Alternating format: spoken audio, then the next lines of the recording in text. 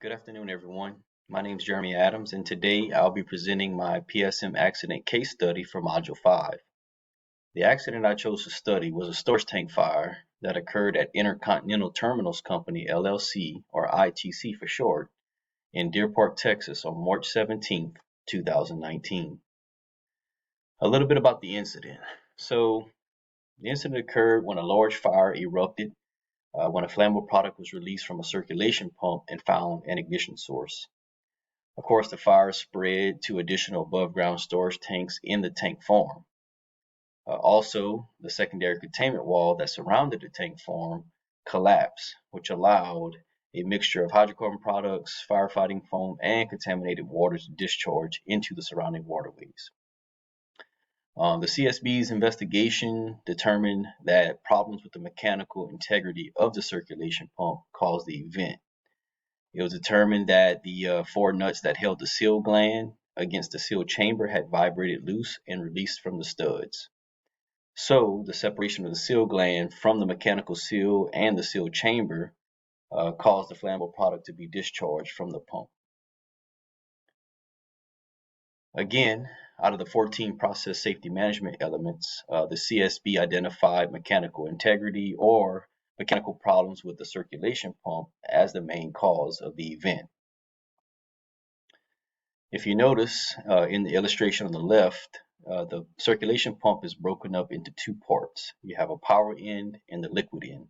And if you notice in the middle here on the liquid end is a seal gland. And the primary purpose of the seal gland is to prevent flammable products from being released or discharged into the power end of the pump. So if you look at the picture on the right, you notice that the seal gland is completely detached or separated from the seal chamber and the mechanical seal itself.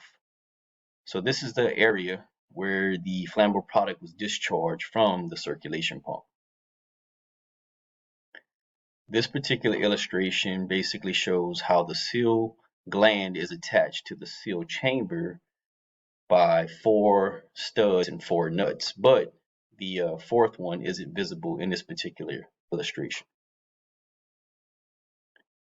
So, summary of key lessons learned for industry. Of course, first and foremost, any company that has circulation pumps that move flammable products should have some type of pump condition monitoring program in place. Also, implementing some type of flammable gas detection system will help with identifying releases that occur right away.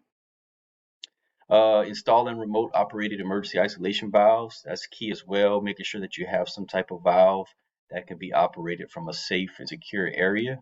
One thing to keep in mind is to ensure that these valves are configured to fail closed. That way, if there is a loss of communication, the valve will shut by itself. Also, just thinking about tank storage, tank farm designs, making sure that you review other documentation other than NFPA 30 because that's the minimum standard, and there are other documents or guidance documents out there that provide a whole lot more information on how to design and construct a tank farm.